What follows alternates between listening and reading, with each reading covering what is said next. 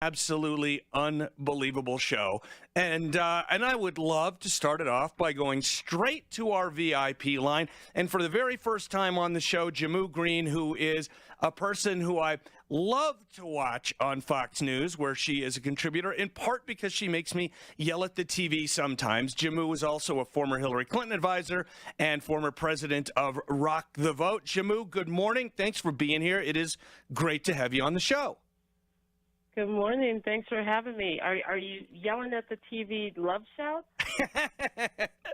I'm yelling at the TV. That's wrong. But just so you know, Jehmu, you probably don't spend a lot of time listening to my show. It's okay. Don't take it personally. I'm an unaffiliated libertarian who, I don't love Trump. I like his policies from time to time. So I'm not really a partisan guy. I'm kind of about good ideas and good government and that sort of thing. Just so you know. Gotcha. So, well, I think we will get along then. Okay, well, let's start. One of the things that Fox News mentioned when they had you available to speak today was this question coming up of Democrats asking for interviews of translators who were with President Trump whenever he spoke to Vladimir Putin. It plays into a bigger overall question that I wanted to ask you about, and that is, at what point, or could there even be a point where you, as a Democrat, think that Democrats in Congress are overreaching in how they're trying to kind of go after Trump?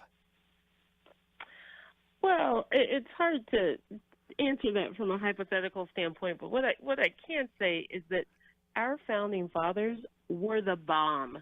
They got it so right in creating these three equal branches of government. And for 2 years, Republicans in Congress failed to live up to their responsibility for oversight. So what Democrats are doing now is exactly what the Founding Fathers intended Congress to do. The president is not a king. We don't have a monarchy. And we're looking at a situation now where 64% of Americans believe that Trump committed crimes before he was elected to president. Now, what criminal just stops committing crimes without any accountability? So I haven't met one. Yeah, no, look, it's a really interesting line of argument, and I'd say I want to kind of split the conversation a little bit, right? So I do believe that, first of all, the founding fathers, the framers, they were the bomb. Absolutely right. And I've argued for years, no matter who is president, that the public needs to resist having more power accumulate in the executive. And for that reason, I'm against President Trump's use of the emergency here and all that sort of thing. But it's one thing to say President Trump may have committed crimes before he was elected president. I don't see, unless you're talking about something that you're claiming that was a crime that affected the election, I don't see how that's Congress's job. And I don't see how that actually falls into oversight of somebody doing their job as president. Well, I certainly don't think that he stopped committing crimes as of November 2016. I think, but that's a real bomb to throw out there, Jehmu. Well, there's a lot of evidence, and I will say evidence very strongly, and I think it's been backed up by multiple people that he has continued. I mean, it is not allowable for a president to enrich himself through his office. What are we seeing? T-Mobile being very clear that they were visiting or giving more money to the Trump hotel situation in D.C. to try to influence their policy. We're seeing that from different foreign governments.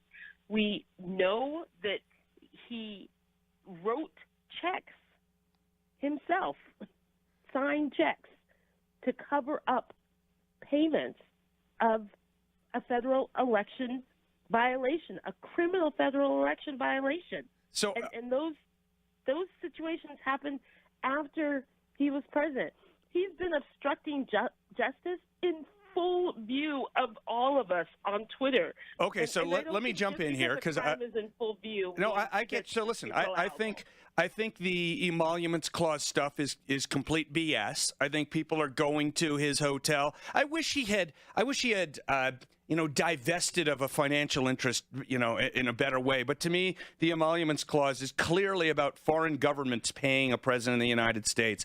And that's not what's going on here. I also don't believe that he's committed any criminal obstruction of justice. And again, Jehmu, take this I didn't vote for him, and I don't like him that much. But I think your arguments are wrong. When it comes to the Stormy Daniels thing, one can argue there may be a violation of criminal law there. I don't think it should be a violation of criminal law, which is a separate conversation. But do you see at all, or do you see any possibility here that kind of the middle of America might see Democrats wanting to spend all their time just get Trump, and not trying to do any governing and posing a little political risk for Democrats in coming elections? Here's the beauty of it. They are doing more than one thing at a time, which, I don't know why Republicans haven't been able to do that over the past couple of years. Just a few days ago, they passed major gun violence legislation for the first time. They couldn't even do that when President Obama was in office, and Democrats had control of both houses in Congress. And this is all happening because young people said we are tired of going to school and being afraid of our lives, and they advocated for it. And now we have one side of Congress having passed legislation for universal background checks. That's progress. But do you think the public will see it that way? I mean, look, I'm not trying to be partisan here. I just think that the way the public is going to view the Democratic behavior is just get Trump, even if you can point to a bill the House passed about something, especially because none of those bills are ever going to become law. Well, they're not going to become law only if the Senate doesn't do their job and if President Trump decides to veto them. Here's the thing. Look, I believe that the media has a Trump obsession that is dangerous to our country. And it's because it is not allowing any of this other work, very important work, on the opioid crisis, on protecting pre-existing condition protections in the Affordable Care Act. All of this other work goes basically unmentioned because the media companies are making a lot of bank because of Trump. I agree with you on that. All the time, they make a lot of money. So that's something that I wish would stop, and that some of these other issues could get some sunlight. Indeed, and some people argue, and I think you and I would probably agree, that part of the reason that President Trump is president is that the media was obsessed with him from the beginning of his campaign and gave him so much free airtime and all that. I've only got you for about another minute. I want to ask you something a little different. I saw on your Twitter feed that you tweeted out #IStandWithIlhan, and there's all this stuff going on in the Congress right now, this kind of debate about whether to censure Ilhan Omar for her anti-Semitic comments. And I was interested to see that hashtag from you. Can you just give us, 45 seconds on your thoughts on that issue? Look, I've known Representative Ilhan Omar for several years. I am a founding board member of an organization that she went through our training. She won political office, and we are in the business of getting women to run no matter what side of the aisle they are. We're nonpartisan. Here's the fact that especially women of color come under greater scrutiny for their ambition, their ideas, and their courage to speak up. She unequivocally apologized. Now this piling on, I'm not down with that. Well, she apologized and then she went out and did it again, right? So I don't take her at her word at all when it comes to apologizing for her anti-Semitism. But I have to say, I'm glad that she's there, just like I'm glad Alexandria Ocasio-Cortez is there, because I do want people to believe that those are the new voices of the Democratic Party. I'm not a Republican, but it's the best thing that could happen to the Republicans is having Ilhan Omar get a lot of press. Well, Republicans are certainly trying to make her the boogeyman, which is hilarious or disgusting given what President Trump has gotten away with saying against communities in this country and has never apologized. And I think we have to remember that big part of our country is about freedom of expression. And so I'm all for them. I wish they could get to ask the questions first in the hearings, because they're a lot more in-depth and interesting than some of their older colleagues. Jehmu Greene, one of my favorite Fox News contributors, former Hillary Clinton advisor, former president of Rock the Vote. Great to talk to you the first time, Jehmu. Hope to have you back one day.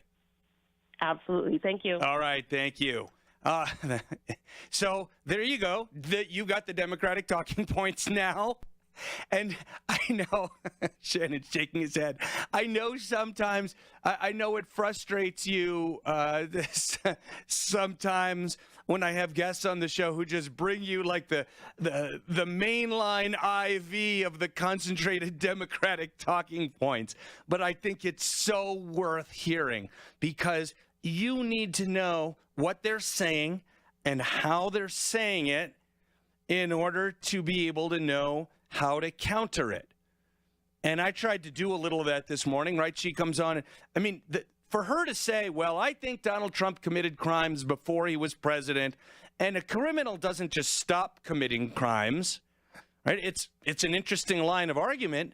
But the thing is, when they go down that road, you got to stop them. Like I stopped her. I was polite, but I said, you got to take a break here and let me get a word in, and we talk about these things. In fact, can I follow up on one thing?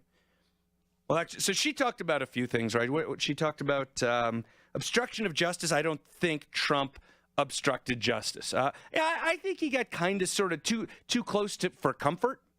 And I think he does a lot of things that he shouldn't do, having his daughter and son-in-law so senior in an administration and then overruling intelligence officials to get them security clearances. Just to be clear, that's totally legal. I just don't think it's a very good idea, but it's definitely legal for him to do that. But I want to focus on one thing: these payments to Stormy Daniels, and they're all saying, "Oh, criminal, criminal, criminal." I want you to think about the implications of this. If that's actually a crime, that they pay up, forget the fact that it's a porn star, and forget the fact that Donald Trump stripped the porn star. Okay, that's not the point. Let's just focus on the payment of someone who was going to come out and try to harm his election possibilities, the likelihood of his winning an election, by coming out and telling a story, and so they paid her to be quiet. Now, first of all, this happens all day, every day, not in presidential elections, but just in life, people pay each other to be quiet all the time. Now, depending on the timing of it, think about what this incentivizes here. If Trump were somehow to get in big trouble and I don't think he will, for this Stormy Daniels payoff, the problem is how they structured it and clearly made it look like they're trying to hide something. But here's the thing. They thought that the risk is if they declare it, then it comes out anyway. Right, if they declare the payment. I will keep in mind that since it happened so late in the campaign, in this case, actually the federal report that showed any payment, a campaign expenditure, would not have come out until after the election was over. But this, if it holds up as this kind of thing is definitely a campaign finance violation, and this is why I'm pissed off that Cohen didn't fight it, because I think this should have gone to court, and it's not. I don't think this is a campaign finance violation, but it would incentivize somebody in the next election, let's say some low-life political operatives, to find somebody who's got dirt on the other candidate and even pay them. And it's probably nothing illegal with paying them, and say, you know what, I need you to be ready to tell a story, but I need you to be ready to tell the story 3 weeks before the election. And just hold off. I'm going to set the timing. And then we're either going to have you tell the story, or you're going to make a boatload of money and, maybe share it with me. Now, that part's probably illegal, and you start probably talking about more obvious kind of blackmail there. But anyway, then if it's found that the Stormy Daniels thing is really a crime, then all of a sudden this other candidate in the future says, I've got to pay or I'll be committing a crime, and I've got to tell, put it in a report that I paid, or I'll be committing a crime. And it just sets every candidate up basically for the equivalent of political blackmail. And I think it is a terrible precedent. I really do. When we come back, a major announcement by state government about their persecution of Jack Phillips. This report is sponsored by Account Temps. Mostly quiet on the highway so far, but a few crashes, one in Aurora.